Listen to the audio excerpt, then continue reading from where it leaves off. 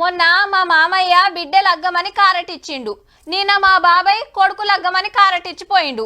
ఇవాళ మా దోస్తు లగ్గమని కారటిచ్చిపోయింది. 3 సుత 13వ తారీఖే వచ్చినాయి.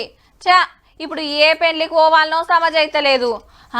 మా నాయనను మా తమ్ముని పెళ్లికి పోమ్మని అమ్మను మరదల పెళ్లికి పంపి నేను మా దోస్తు లగ్గానికి పోతా. ఇగో ఇట్లనే వంచుకుంటుండొచ్చు మీ ఇళ్ళ సుత. అట్లున్నది మరి పరిస్థితి. రేపటి సంధి 3 నెలలు లగ్గాలు పొర్రి అయితారమే మాఘమాసం జొర్రింది. మరి పెండ్లిలకు మంచి ముహూర్తాలు ఉండుతోని ఏం తక్కువ 13,000 జంటలు పెండ్లి పీటలు ఎక్కబోతున్నాయట. మంగళవారం నుంచి చాలై ఏప్రిల్ 28 తారీఖు దాకా పెండ్లి బాజాలు మోగుతూనే ఉంటాయి. ఫిబ్రవరిలా 13, 14, 17, 18, 24, 28, 29 తారీఖులల్లా మంచి ముహూర్తాలుంటే 13, 14 నాడు బగ్గ పెట్టుకురు లగ్గాలు. అసెంబ్లీల సుత లగ్గాల ముచ్చట ఎల్లబెట్టిరంటే చూడురిగా. 14, 15 వసంత పంచమి ఉంది కాబట్టి పెళ్లిలు 26,000 పెళ్లిలు ఉన్నాయి కాబట్టి ఆ 2 దినాలు సభ పెట్టొద్దని మా రిక్వెస్ట్ అంతే.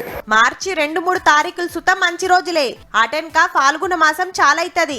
మార్చి 15 తారీఖు నుంచి నెలాఖరు దాకా మొసమరకుంటున్నాయి పెండిలు. ఓ 6 రోజుల రెస్ట్ తర్వాత ఏప్రిల్ చైత్ర మాసం చాలుగాంగనే నెలాఖరు దాకా మళ్ళా మోగుతూనే ఉంటాయి బాజాలు.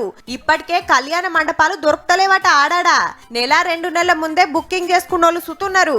ఇక పిల్లగానికి పెండ్లి బట్టలు బంగారం పెట్టుబోతలు ఉంటాయి కాబట్టి షాపింగ్లు జోరుగా అవుతున్నాయి. బ్యాండోళ్లకు వంట మాస్టర్లకు డెకరేషన్ వాళ్ళకు డీజేలకు గిరాయికి వస్తుండే వరకు ఏ పెండ్లి ఒప్పుకోవాలనో తెలియకుంటుండొచ్చు. మీ ఇంటికి సుత తక్కువ 2-3 కారెట్లన్నీ వచ్చుంటాయి. ఇక ఏ పెండ్లికి ఎవరు పోవాలనో డిసైడ్ చేసుకోరి మరి.